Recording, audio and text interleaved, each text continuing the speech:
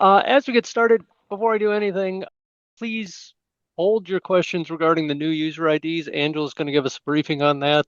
Do not flood the Q&A box with that just yet. So hold off on that for just a minute.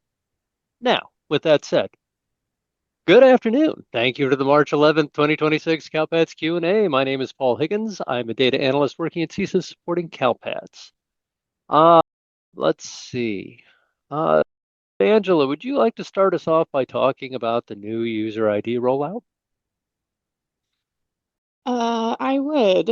I mean, I wouldn't. I'd rather if we could skip this call this week. That'd be fabulous. Rough rollout for the new user ID. I expected some fallout, but it's been a little more than I anticipated, which was interesting because UAT went great.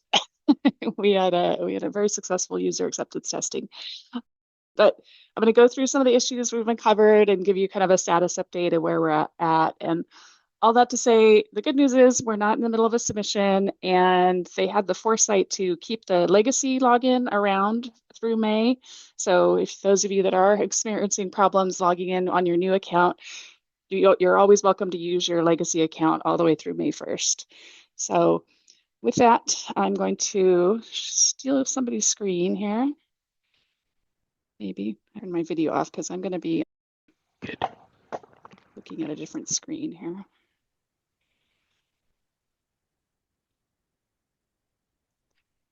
Okay, so let's start off with what's on the known issues. Yesterday morning when we launched it, everybody was getting this error. Most people were error activating new username. I think that was fixed around 10:30-ish or so. But I think people that encountered that error, it also caused their email not to get sent, that had the temp password. So we'll talk more about email in a moment here. But this error is mostly gone, except we just discovered this afternoon that it is still happening for a small subset of users, and it's happening when they have a space in their name. The user I was working with, her name was Beth Ann, two separate words. So they have a fix for that. This one I just resolved. He doesn't have a space in the name itself, but he had a space before or after, I forget. And so as an LEA admin, you could go in and edit that for them and save it if there's just an extra space. But like I said, they're going to take care of that so that it doesn't matter if there's a space in the name or not. And then the known issues, we've got several here. So this affects the LEA administrators. This one, that new extract we provided, the content doesn't look quite right. Some of the fields aren't populated as we would expect them to see. So that got logged this morning and assigned to a developer. Again, also the admins, when you're searching for somebody in the legacy, if you typed in Angela on the search tab, you'd only get the Angelas in your LEA. And now it's turning all Angelas in the state for you to look at. So that's not great. I mean, it makes it convenient when you're adding new people to your organization, but that's not supposed to happen. And so the next one, that one's a little more nuanced, but again, it impacts the LEA administrators if they're adding a brand new user. Somebody's not transferring their account over, but they're brand new to your LEA. Here, when you fill all of this out and click add, it jumps back to this tab, which isn't that big of a deal, but the button here says activate new user, and it's supposed to say request extract. So a little bit confusing on that front. Okay, that's what's on the known issues. There are a couple other issues I want to talk about that people are experiencing still. The first one is the email. Not everybody's getting it for some reason, and it's driving me a little bonkers because we don't have a way to troubleshoot that. We don't know if did it go to your spam? Did we not send it at all? Is it in your other folder? Was it caused by that initial error that, it's so but that shouldn't be a big deal because you should be able to go click the forgot password link, which on the screen, I can show that here. Of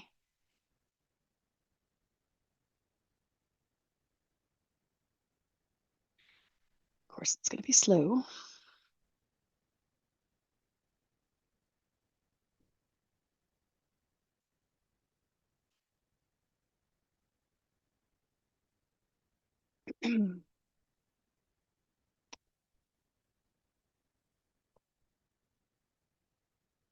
This one here.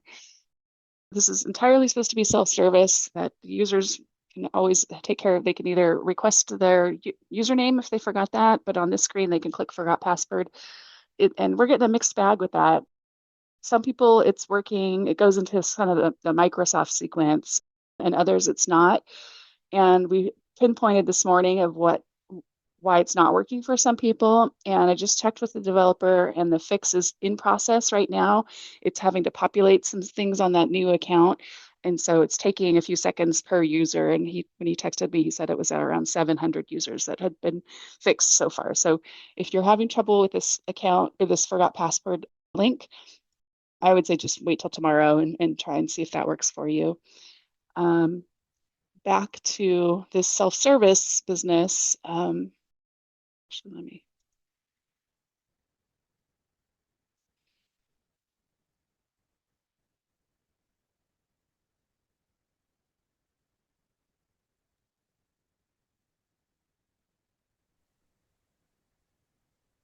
So again, this is for the LEA admins, but on legacy, if you wanted to resend somebody's password to them, you could under this users list. When you look them up and click search, there was a button that said, okay, just resend that email. That's not available on the new tab.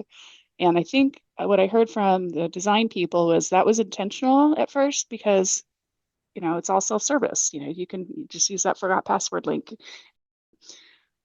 We're finding that's not reliable. And so I have asked for a button to be added here so that LEA admins can go in and manually resend that password if needed. So I don't know have an ETA on that one.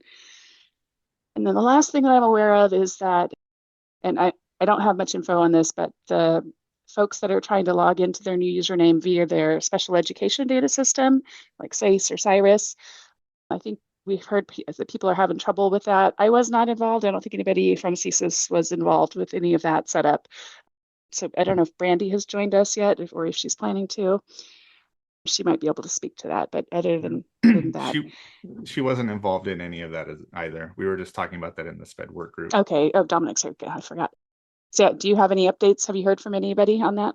No, this is the first I'm hearing of this. I did see a comment in one of the questions in the Q&A from Sama that at least for SACE, the help desk just is encouraging users to log in with their old credentials. Okay. And it should go up. Yeah. But honestly, this is the first I've heard of any issues. Yeah. So like I said, it's an unfortunate that it's been this messy, but you have a fallback. You can always just go and use your login. We're way behind on tickets, so I think people in the LEAs are contacting us directly rather than their LEA admin for a lot of things that they shouldn't be. They should be going to their LEA admin for a lot of this, but some of it is legit, like us tracking down these bugs and things like that. But so we have a whole slew of tickets we got to get through. So be patient with us. Before I hand it back to Paul and Gary, are there anything in the Q&A that I should address? Looks like in the Q&A box, you've already addressed there was a question regarding SACE and the API not working. The rest do not appear to be discussing. Oh, yep, you talked about the reset. You forgot. Okay, you've already discussed the forgot password, the reset password functionality requests, as well as SEDS functionality. So I think you hit it all. Thank you. Okay, so Chantel, have them try tomorrow. That's the one that's in progress of getting fixed right now. It's just it's a slow beast. So I was one of the impacted users on that, so I'm looking forward to that fix as well. All right. Thank you, Angela. All right. With that said, oh, I'm sorry. CDE, do you have any updates for the group? Not at this time. Perfect. Thank you. All right. Moving on. We're going to hit the Q&A box now, starting with Sue-Ann at 301. Q1, what is the ETA on new system documentation and the new STAS template And there's also a request that when the new STAS template is posted, can it be appended with an effective date? So that way we know that it's updated and when it was posted. Good question, Sue-Ann. And Matt's not here today. He's in charge of the trainers, and Kyron is the one that does that work, and he's at Aries conference today. So I don't have an answer to that, but I will ask him if there can be a date added to that. All right, thank you much. And then Jemmy at 301 was asking about establishing new credentials with CALPADS and how that interacts with their SEDS. And as Judy said, if new login credentials aren't working, use your legacy credentials, allow those transactions to go through, and your workflow shouldn't be compromised. We will be working on making sure all that works. Judy 303 Q1. When submitting SPED files this morning, the SED system did not accept my new CalPADS user information and had to use the previous ones. Again, working on that. We should hopefully have something resolved in the near future, but I don't have an ETA on that yet. I think we're meeting with the vendors tomorrow, so hopefully we can talk to them about it there. Yeah, hopefully we can come up with something. Mehea at 303 Q1. There is a 3-year-old who will be evaluated for special education. He attends preschool at a private school that also serves kindergarten and above. Instead of offering an ISP, could our district serve him on an IEP via a program where the parent would bring him to one of our public schools for quote unquote walk-in services? For example, 30-minute sessions once per week. I looked at the resources, but it doesn't mention it offering IEP in this scenario, and then there's a provided link. So at the link provided, there are FAQs at the bottom, and number 2 states that the LEA may serve the student on an ISP in that scenario if the parent agrees. So if you would prefer to offer an IEP, that is perfectly acceptable. All right, that was simple. Thank you, Dominic. All right, Mihai, I see your Q2 right below that, so we'll circle around to that in a second. Chantal, 311 Q1. I have staff trying to use the forgot password that got an error and they haven't set up their self-service password reset. Okay, that's been handled in our discussions. All right. Cindy at 313 Q1. What is the appropriate exit code to use when a TK student exits pre-K within the same district but a different school? A different school. T160 is throwing an ERD. What, if you can reply to this question, what ERD is it throwing? And what was the date of the exit and the subsequent re-enrollment? Because the ERDs are going to trigger on a specific schedule. And if they, no worries, I'll wait. But if that exit coding, that T160, if there wasn't a subsequent re-enrollment by the next census day, it's going to throw an ERD for you. So this one might be better suited for a ticket, so we can just dig into it with you and not have to worry about censoring ourselves here. But yeah, it's usually has to do with the exit coding and the subsequent enrollment's date. And while you're working on that, I'm going to move down to Alejandra at 316 Q1. I have a user that successfully set up their new CalPADS username and password, but then got the error message. The data is being submitted to a blocked website due to validation. Is Angela, has this been resolved, or is this one of those ongoing? It was resolved, but it's still popping up kind of randomly. Not many people are experiencing it, and it kind of goes away on its own. But I do have an ask for the folks on this call. the next time you get that error, if you could capture the URL and send that in as a ticket, that's what the developers have asked for. They think they know what's causing it, but they just need to know what screen it's happening on. But we need to know the actual URL sequence. All right. I'm going to leave Alejandra's question open really quickly. Moving down, Diana, I see your Q2. Omar at 319. Q1, we have a fatal error for our end of year that states that a student with the exit reason code E150, the error is an SENR 0286E1, needs to have a next day enrollment. The tricky thing is that the student's program will change occurred during the winter break. The last day of the regular program was Thursday, December 18th, the last day of instruction for secondary. Okay, all that doesn't matter. If you use an E150, the subsequent enrollment has to be on the next calendar day. It doesn't matter if that calendar day falls on a major holiday, a weekend, your birthday, their birthday, the termination of the world. That enrollment starts the next day, period, the end. Question? No, it was designed that way intentionally to avoid any break in enrollment. So if you use the E150, you're saying that they are making a mid-year change to their enrollment.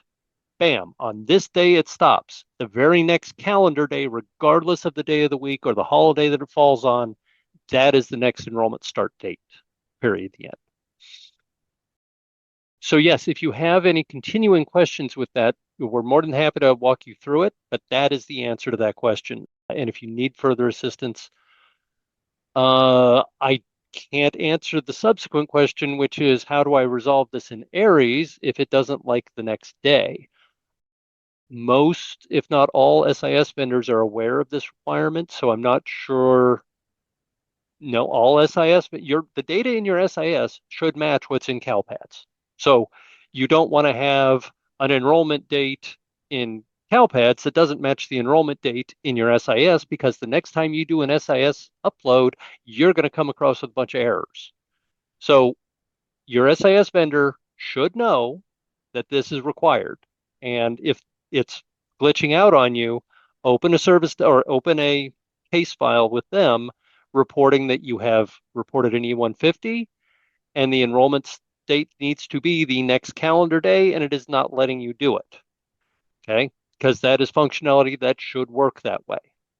But do not create an imbalance between your SIS and CALPADS. Do not do that.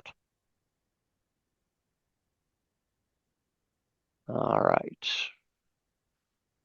Okay, we are going to swing back up. Oh, wait a minute. Change the drop.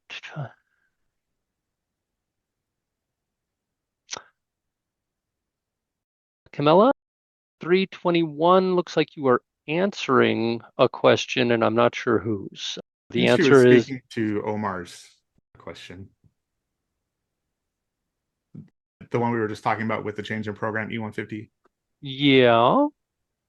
She's just saying to make Okay. sure it's the next date. I got you. Okay. All right. Circling back to Mahe's Q2 at 304. If an IEP student disenrolls from our district and is now attending a homeschool with a private school affidavit and a total enrollment of 6 or more students, does the district location need to begin reporting a 0000002 private school group enrollment for this student? I would say yes if you're going to be serving the student on an ISP or if they are a preschool or an IEP, just as you would for any other private school student. Okay, thank you, Dominic. She responded back with, for an ISP, doesn't the school need to be a nonprofit? Possibly. I don't know off the top of my head. I mean, if you want to send in a ticket, I can provide a concrete research answer, but in general, what I said applies. But Audrey, you may have a point as well.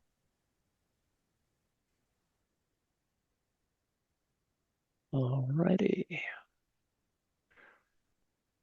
And then we were back down to Alejandra and the CALPADS username.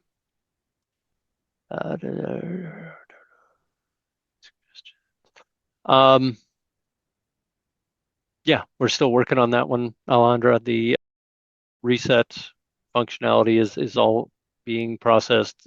And right now we're just kind of in that liminal state where if you can't reset that password, again, try and use your legacy login. That should still work.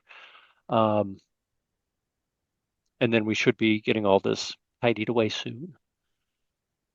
Sorry to interrupt, Paul. Yes, sir.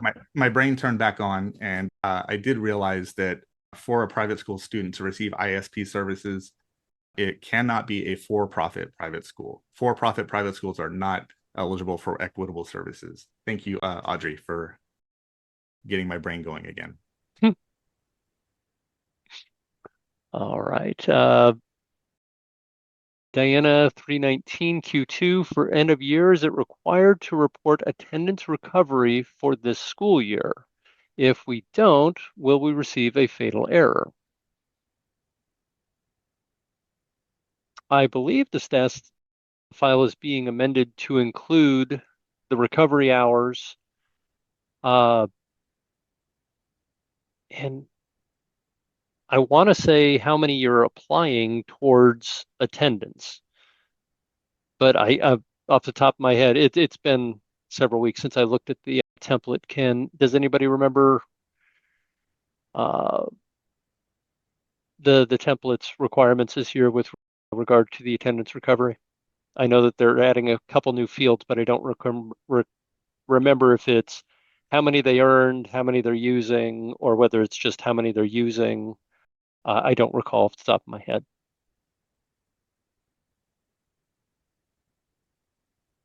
All right, go ahead and put in a service desk ticket on that. Attach my name to it, and I'll be happy to look that up and let you know what's going to be happening with the attendance recovery for this year and what you're going to be required to send in. And that will also be covered in the end of your trainings as well when it comes up. But we'll get it to you as quickly as possible so you can prep for it. And with that, we are out of questions. So please feel free to limber up those fingers, get them all typing away. I know that we have probably lost half of our target audience here to the Aries Con.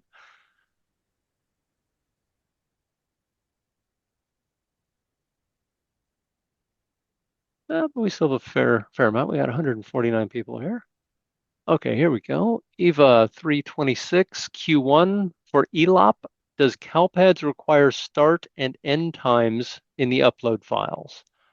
I believe that those files just contain the whole number, how many were earned, and it doesn't require actual start and end dates, or start and end times, I should say.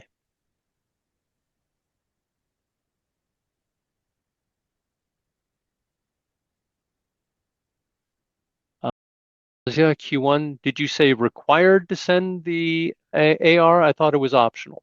If I said required, I apologize. I do apologize for that. I don't believe that it is required this year. I believe that it will be optional this year, but I don't want to say that definitively because I don't recall definitively. So that's why I asked that a service desk be opened on that so I could provide a definitive answer on that.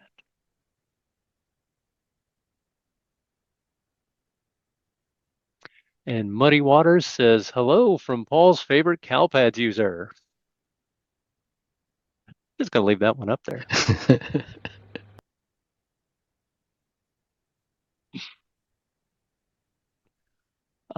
Claudia 328 Q1. I'm the only one that can create users. Could you allow my other CALPADS admin to have access? You're allowed to have 2 LEA admins at your district, so you just need to put in an application and CDE will process that for you.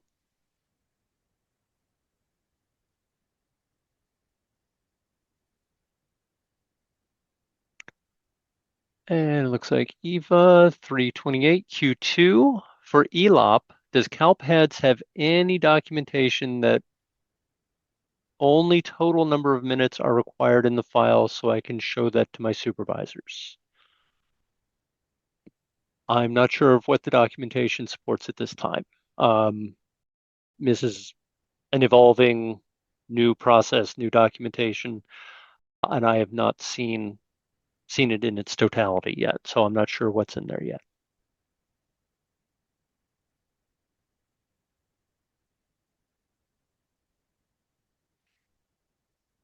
Hide at 328 Q1. Can I ask a question about the user accounts? I did try my forget my password, but it resets the old account, not the @calpads.org account. The new account doesn't recognize the new password. Yes, they're on two separate tables. That's why if something goes wrong in the new converted data, you can still log in using your legacy account and still continue to work without interruption. The forgot password functionality is intermittent in the new interface on the new user login. Angela has put in a request with the devs and they are working on that now. So hopefully that will become more consistent. And we'll also provide the LEA admins a manual override to reset those passwords as well. And excuse me for just a minute.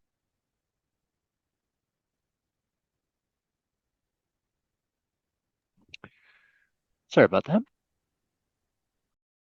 And Ozzy says yes in Flash 305. And Flash 305 is all about the 25-26 attendance recovery programs. Thank you for bringing that up. Okay, so I believe Ozzy was asking about it. All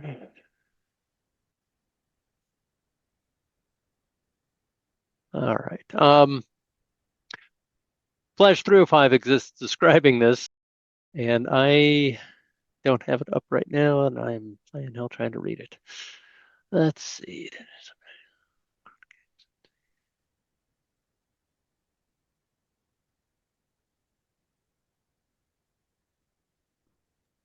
I don't remember what the question was.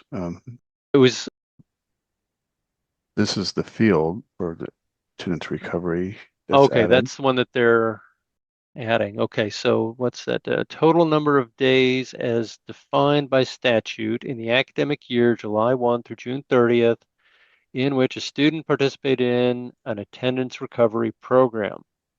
So this would just be the number of days that they attended an attendance recovery program. So if they managed to attend 10 days throughout the year, you would report 10 days there. I did get a ticket on someone that they got an error because it wasn't calculating right. The total, they didn't add up, but they were using an out of school suspension and you can't use attendance recovery for out of school suspension. So make sure that's not in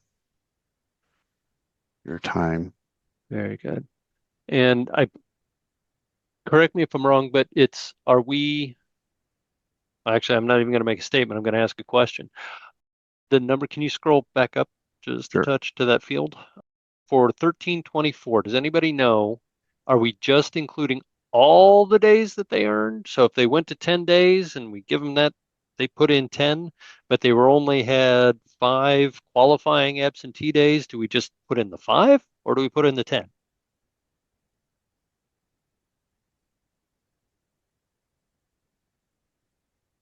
I'm not certain. So it's, like I said, it's an evolving situation and we are all learning it as we go along. So hopefully we will get these answers ironed out well in advance and make sure that we all understand it as we get into this. Unfortunately, today is not that day because I'm not certain. All right.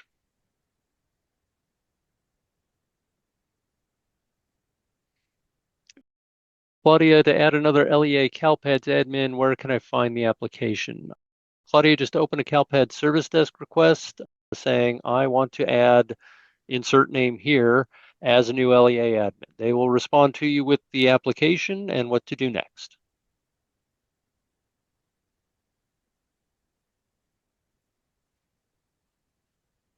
Angelina 333 asks, Q1, has the May 5th regional been rescheduled?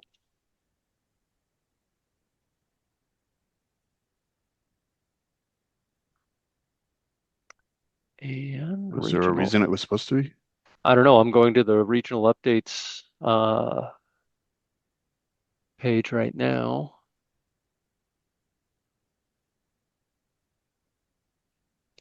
I see it on our page. It's on the CSIS page.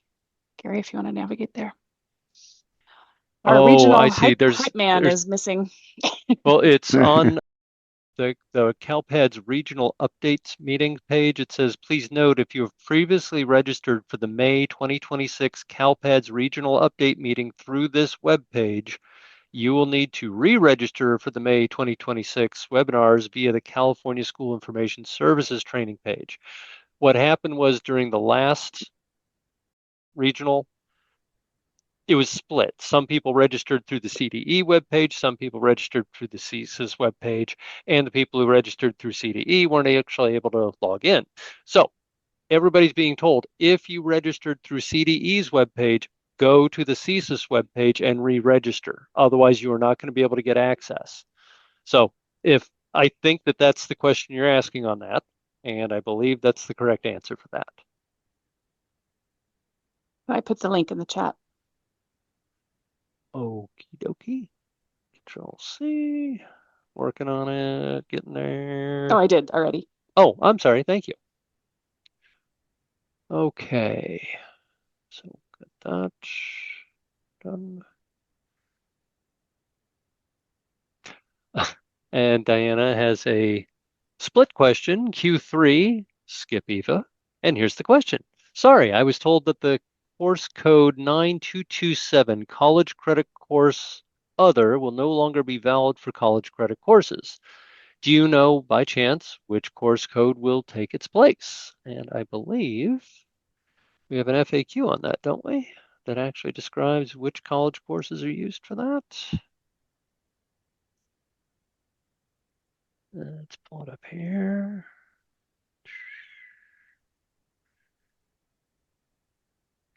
I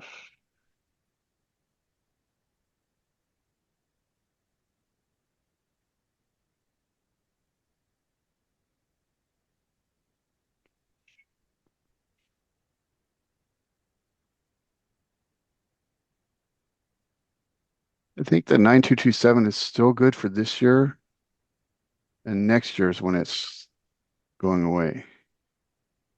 All right, and I am pasting into the chat the Q&A. How should LEAs report students who earn college credit in the course completion submission?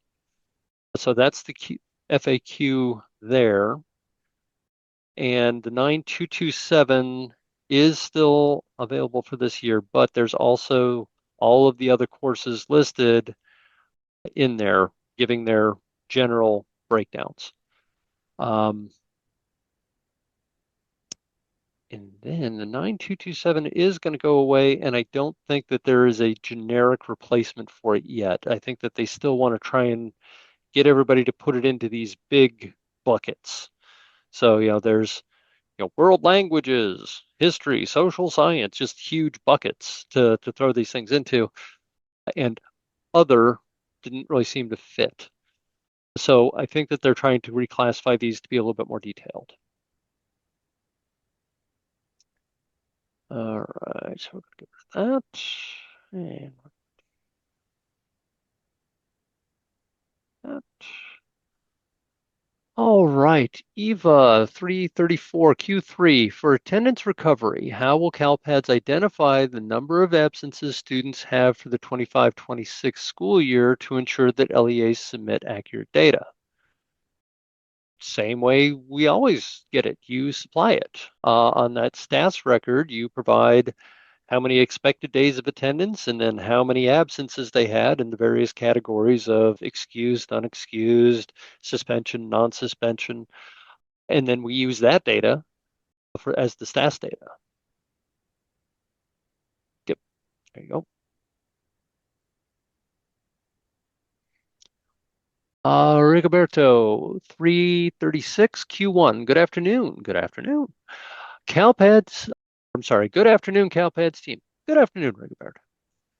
Is CalPADS aware of any restrictions that would not allow our school to exclude decline to state as an option when requesting guardian's highest education level?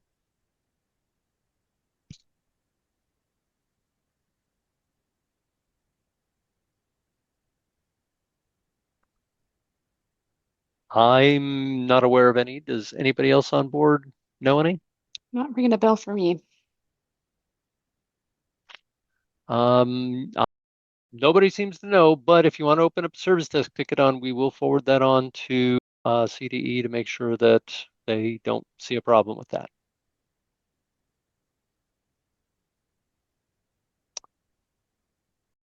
Sama 339 Q1, hello. Hi.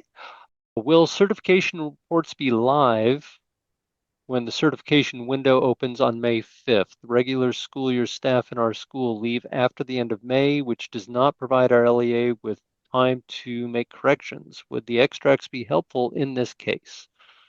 I'm glad you're thinking ahead. Put it that way. On May 5th, when end of year goes live, the reports will be real. You can be uploading data currently. Right now, anything that's legit, you can put up there. You can then be looking at your data discrepancy screens. The reports themselves, there are some, what are they called, real time, but the actual certification reports won't be live until May 5th. So you can do a lot of prep work, but you have to wait until May 5th until those reports do go live. And yes, that does cut your time down to make corrections. But if you're also working with those data discrepancies and you're just trying to preview the data in the real-time reports as best you can, that helps. The extracts are good, but it's raw data. Unless you're going to filter them into a format that kind of matches the report logic, just having that raw data isn't the boon you think it would be. It's just a lump of data. So yes, they're helpful, but you do need to manipulate it, massage it a little bit to make sure that it says what you need it to say.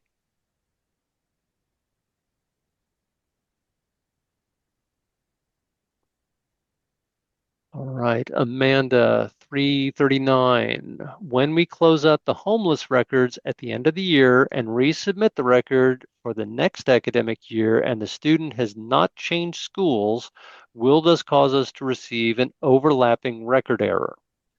Not unless the dates overlap. So if you close it out, if the last day of school for you is May 15th, so you close out that 191 record on May 15th, school starts again on August 1st, you create a new record dated August 1st, those dates don't overlap.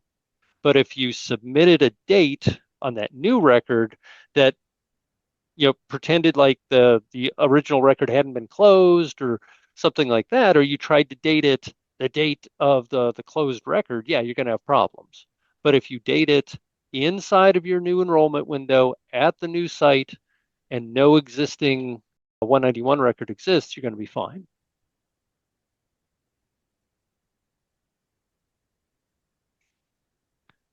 Angela 341 Q1.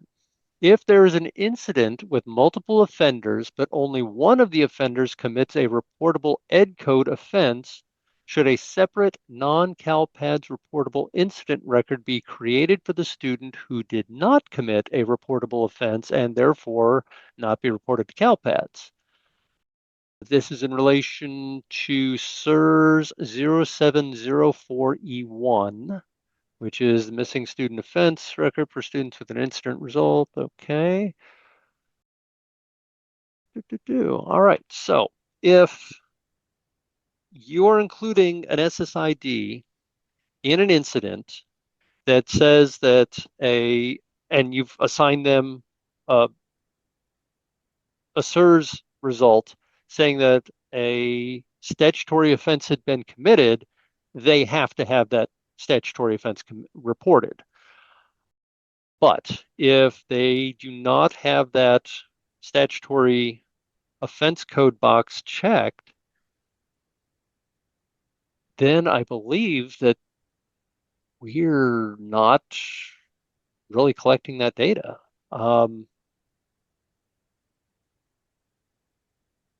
Yeah, I would, and please, anybody out there, correct me if I'm wrong, but if they didn't commit a statutory offense and they're not being, punished, there's nothing to report for us. That they didn't do anything that could be reported to CALPADS, so therefore they're not reported to CALPADS. Might be dependent on the SIS too, so it might be a question you want to run by them to see how they want that stuff coded. Doke. Suan 342 comment. You can start uploading your discipline files now to find any potential errors, and this will help you in the long run. And Natasha, all caps, 2 exclamation points, definitely. I think Natasha agrees with you. Yeah, I think that data discrepancy thing is the page is the coolest thing CalPADS has implemented in a long time. It's really nice to be able to get a jump on those errors. I agree. And even though when you're in the thick of fall 1 and you're knee deep and you're wondering who's going to certify and who's not, you get an end of year question, it just does kind of knock you out of your boots for a minute, but I appreciate the people looking ahead. I really do.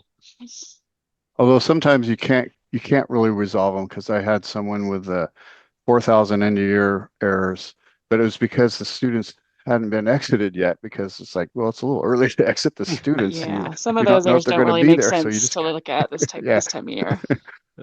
I'm sorry, Angela.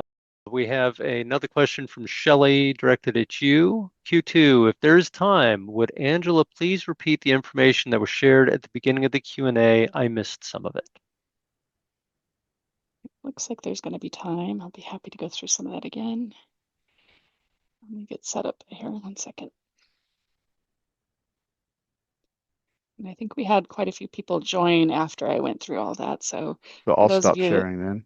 yeah, for those of you that came in late, did a kind of a recap of the fun we've been having yesterday and today with our new usernames and kind of a status of where we're at. So it's 3:46. We're out of questions. If you were here at the beginning, and I think we're going to be winding down here. Although, you want to take Padma's question real quick?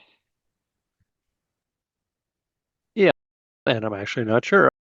Padma at 3:46, when are we starting end of year training? And Matt is not here, and he would be the one to field that Seems like question. it's I do usually not. in April, end of Aprilish, I think. Yeah, that's what sticks in my It's head. in I just don't April. want to overpromise or underpromise and then have Matt come at me, Padma, I don't have a good answer for you. Hopefully we'll have an end of year training announcement coming out. And if nothing else, next week, Matt will be back here and he will be happy to discuss this at length.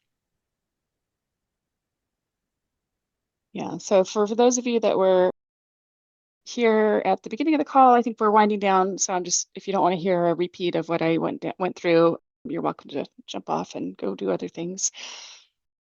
But if you came in late, I went over, first of all, what was on the known issues here. So we started off yesterday morning with this random error everybody was getting about when you click the green activate button, you got an error. That was resolved for the most part around 10:30, 11 o'clock yesterday morning. We do still have a handful we found this afternoon that are still getting it, and it has to do with folks that have a space in their first name.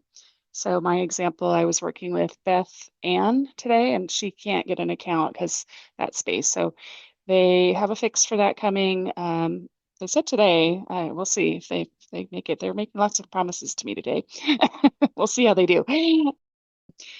And then some newer issues that came out. These particularly impact the LEA administrators, which Shelley is one. That missing information, that's the one you sent in about on the extract, the new extract that we're providing. The data isn't quite right. The username is missing, and there were some other things on that report that were wrong too, Shelley, that I pointed out for the devs. So that's in their hands. We also have I guess you could call it a feature. I don't know. On the search, if I use my name as an example, but if I'll use Paul, if on the new search tab, if you put in first name Paul and click search, it's not the Pauls at Hacienda La Puente, it's every Paul in the state. And looks like you can actually resend their password or something too. So that's not good. So that will get fixed. And then this one is a little bit more nuanced, but if you're adding a brand new user, on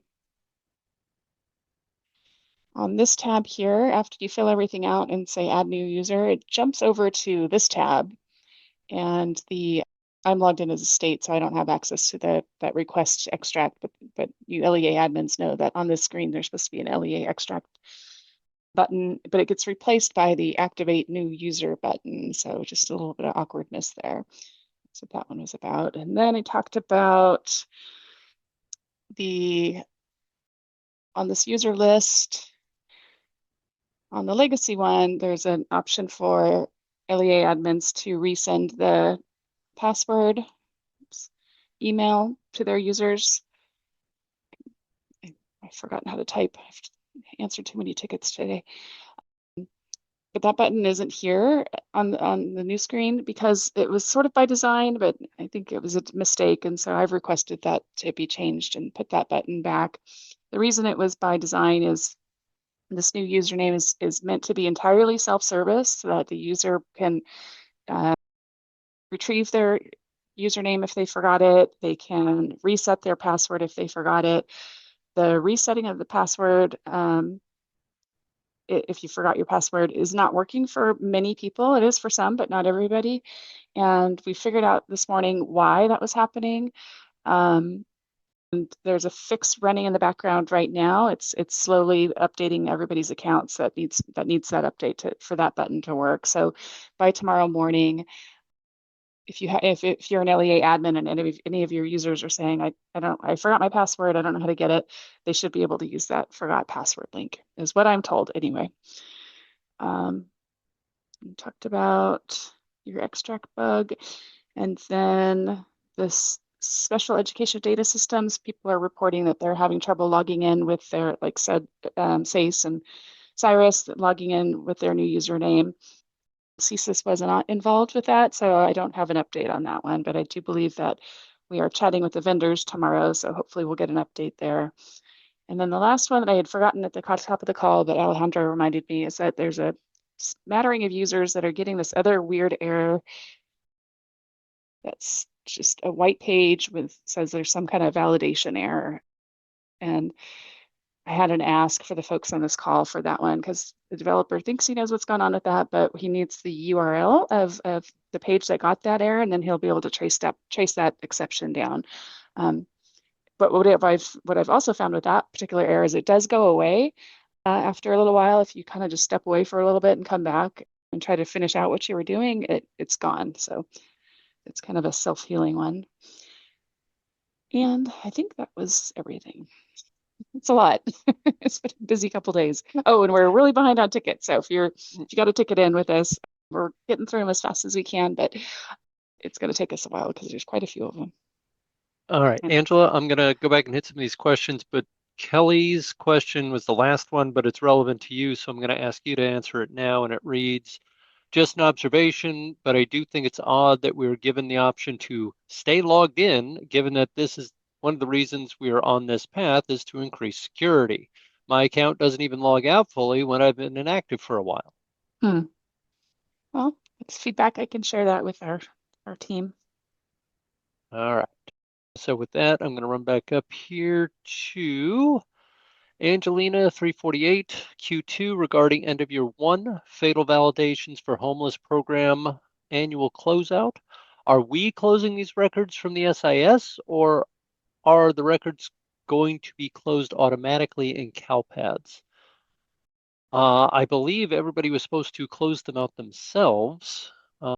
Was I incorrect in that?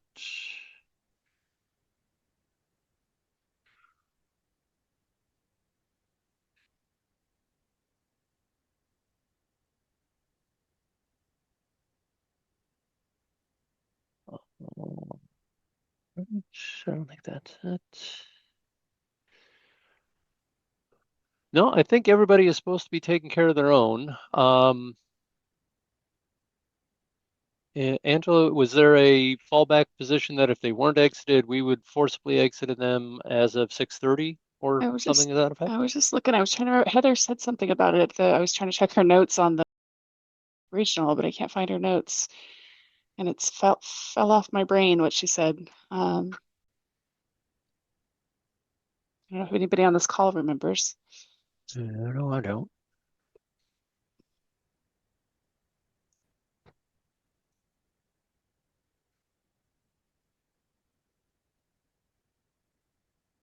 Chantal says that in the regionals, they said that that CalPADS would exit them. And Shelley seems to agree with that. We kind of went back and forth, which is why I'm hesitating. Whenever I get involved in one of those discussions of like, will we, won't we? And I walk away going, what did we decide? I was just saying slide 48 of the presentation.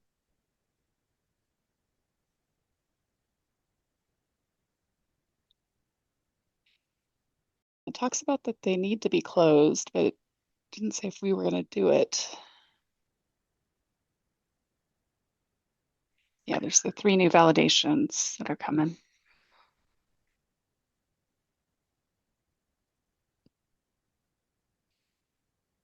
Yeah, now Kelly is saying, I thought they said the opposite, that we had to close them out. So yeah, all right. Angelina, if you would, please put in a service desk ticket. We will follow up with our requirements section. And if you remind us next week, we will probably remember this conversation and we'll give you a good answer.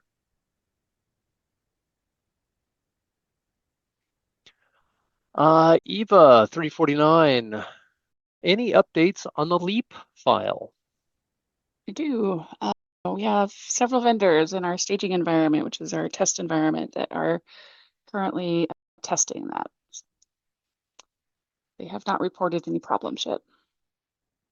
Excellent.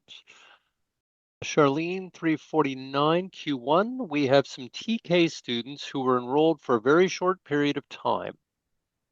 How come CalPADS still expects ELAS records for them, mostly TBD, or they are triggering the ELAS for a student not reported? And that is because about 2 years ago, the rules regarding all of the SELA reporting kind of got shifted a little bit. And TK students need to have their SELA status reported. But if they are a TBD, they will not get tested until their kindergarten year. But we're still collecting all of the TK SELA data. And there's a flash, and I will not remember it for the life of me which number it is, but it discusses everything that's expected from you regarding the new SELA rules and TK students. Does anybody remember that flash number off the top of their heads? I'm going back through right now looking for it. Okay, here we go. CalPADS flash 285, and I'm going to post that to the chat.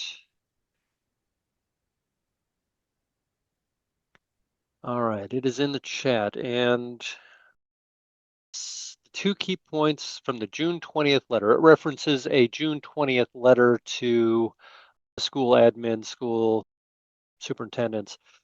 LEAs should continue to conduct the HLS during the TK enrollment to identify whether the primary or native language of the student is other than English. And for TK students, LEAs should continue to submit the SELA file and populate the ELAS field with TBD if the HLS indicates a primary language other than English or ASL or any of the first 3 questions of the HLS. The student's enrollment start date in grade TK can be used as the ELAS start date for the TBD status. The ELAS for TK students will remain TBD until they are assessed with their initial LPAC or the initial alternative LPAC when enrolled in grade level KN, kindergarten. So there you go. That's why it happened. They were enrolled in TK, and TK are required to have a SELA status reported for them. And with that, Wait, Eva, I have an you update for got me. Angelina too. I checked Oh, with good. I checked with requirements. So I think it was Kelly is the winner. You have to close the homeless program records out this year. All right. Thank you for that, Angela. And Kelly, well done. You get the blue ribbon. Everybody has to do their own exits this year. Real quickly, Eva got her Q5 in at 3:59. Q5, a similar question. If ELOP attendance is usually recorded as present or absent, are we required to submit the total number of minutes for each student?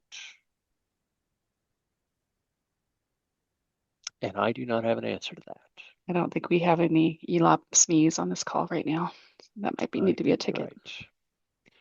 Eva, if you would, please put that in as a service desk ticket and we will get it over to CDE for an appropriate response. I got a little bit more nuanced of an answer too from Heather. She says,